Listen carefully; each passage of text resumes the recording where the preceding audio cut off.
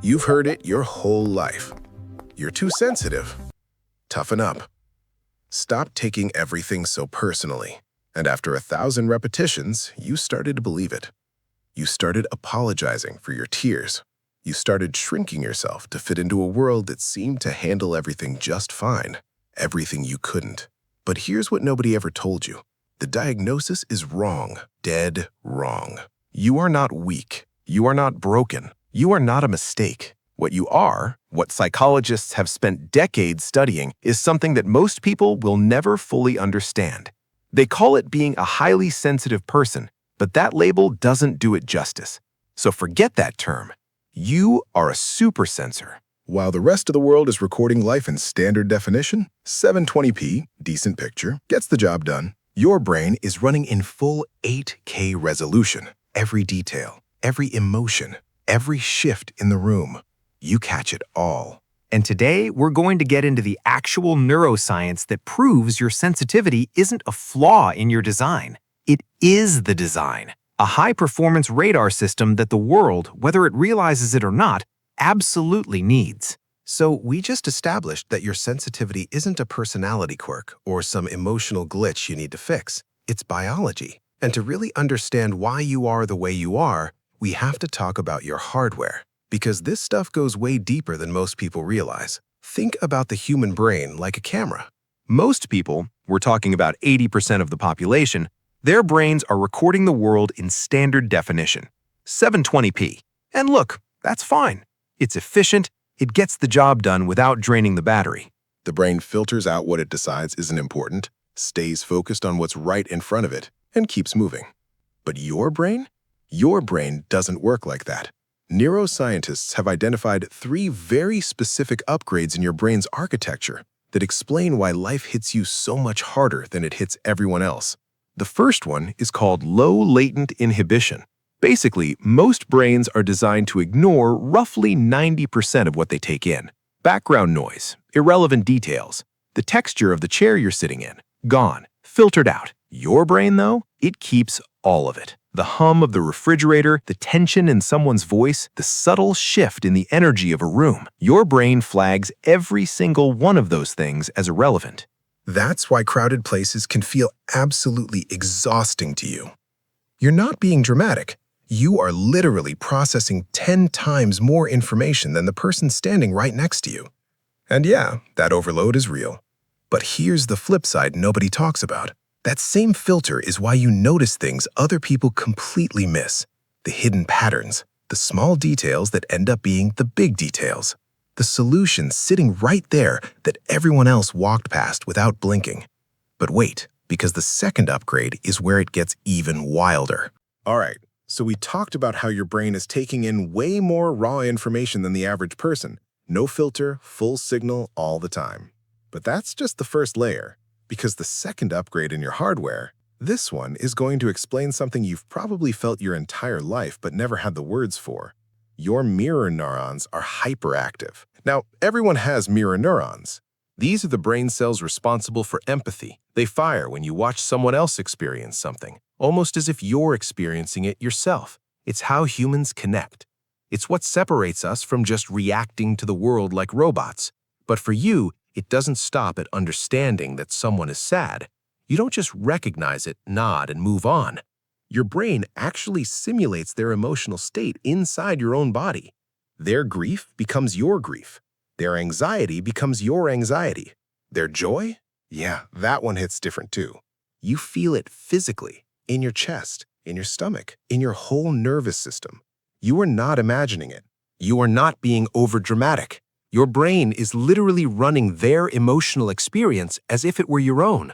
You know that feeling when you walk into a room and you immediately sense that something is off, even though nobody said a word and everyone's acting normal? That's not intuition in some mystical sense. That's your hyperactive mirror neurons picking up micro-expressions, body language, and emotional frequency that most people's brains don't even register. You've probably spent years thinking something was wrong with you for absorbing everyone else's emotions like that. But here's the real talk. You're basically an emotional sponge living in a world that is constantly spilling.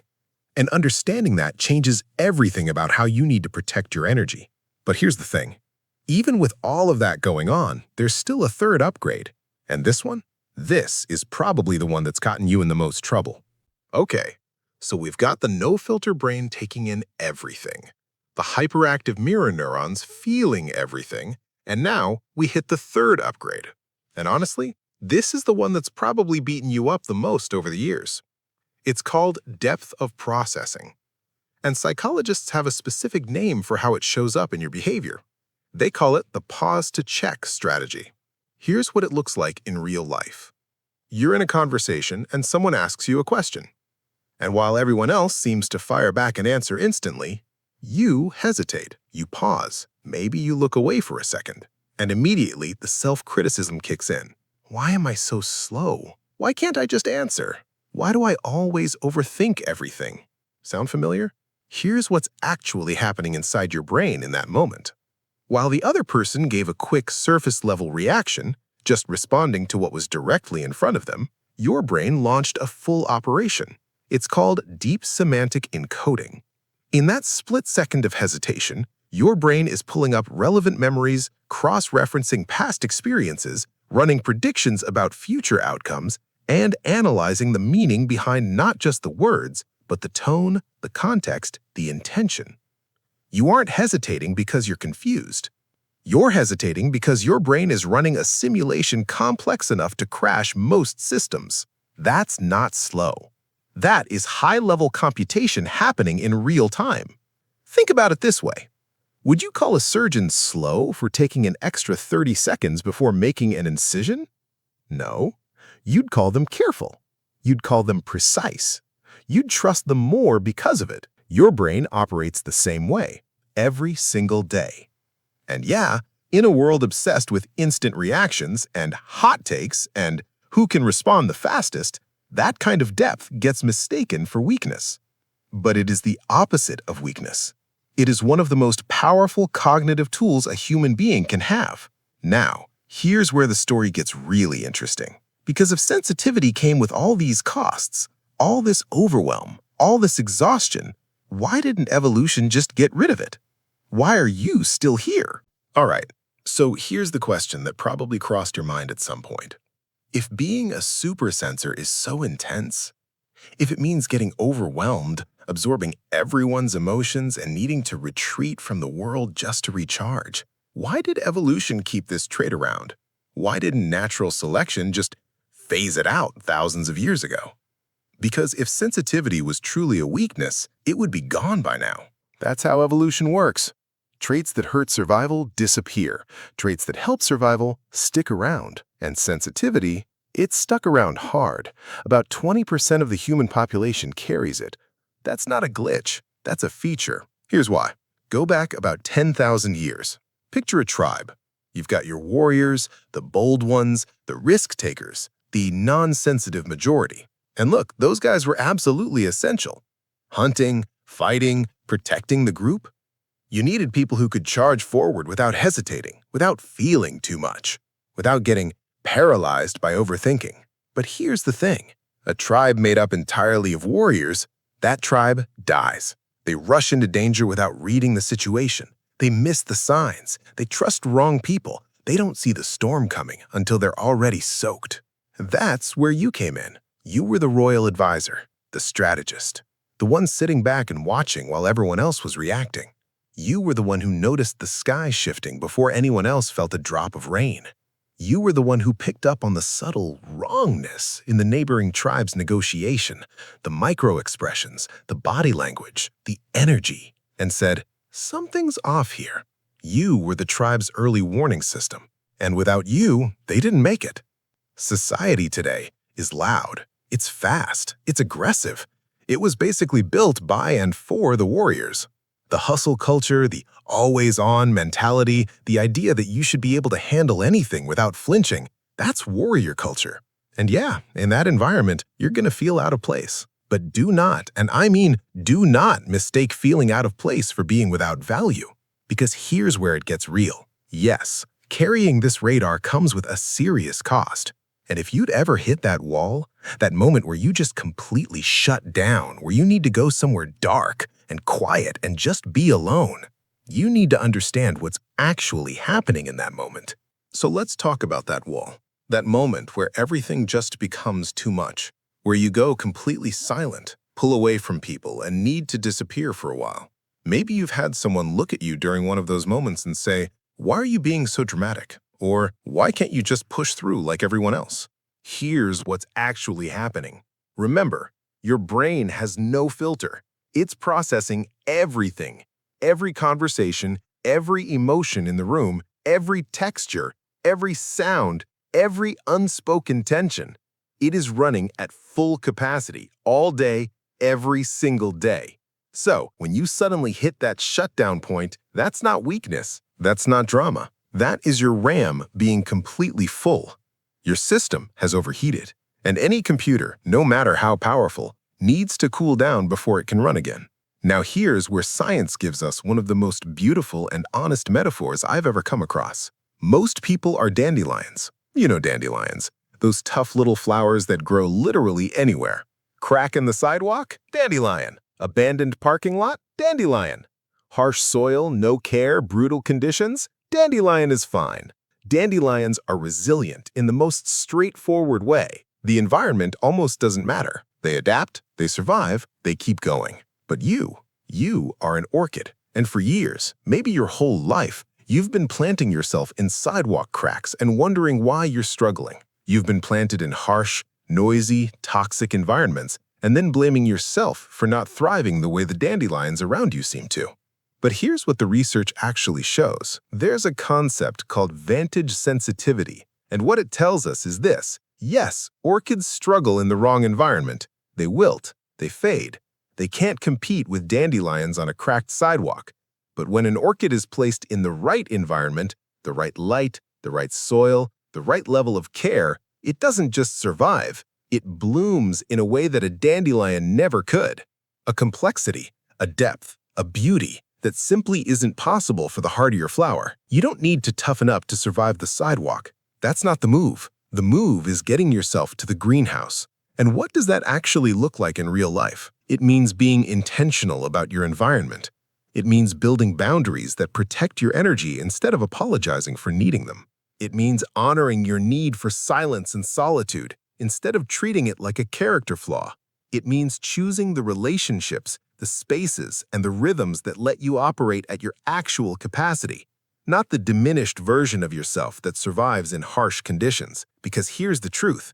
When you curate your life around your sensitivity instead of against it, you don't just catch up to everyone else, you surpass them. And that brings us to the most important part of all of this, what you actually do with everything we've just talked about. All right, we've covered the science. We've talked about the hardware, the mirror neurons, the depth of processing, the evolutionary purpose, the orchid in the wrong environment, and now we land on the part that actually matters. What do you do with all of this? Here's your prescription, and I mean that literally. Stop trying to install a tougher filter. Because here's the hard truth that nobody in your life probably ever sat you down and told you. You cannot change your biology.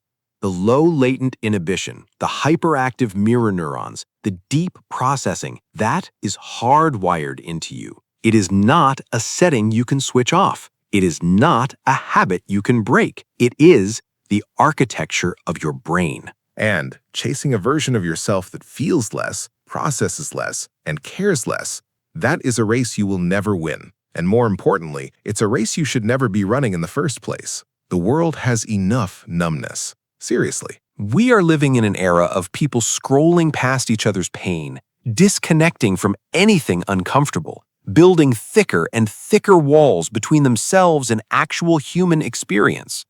The last thing this world needs is one more person who stopped feeling deeply.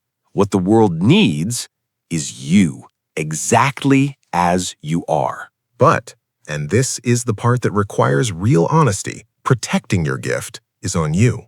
Nobody is going to do that for you. Building boundaries isn't selfish. It is survival. Honoring your need for silence isn't antisocial. It is maintenance. Removing yourself from environments that drain you isn't giving up. It is the smartest strategic move you can make, because a super sensor operating in the right environment, that's not just someone who gets by. That is someone who changes rooms, changes teams, changes outcomes, just by being present and paying attention in a way that nobody else can.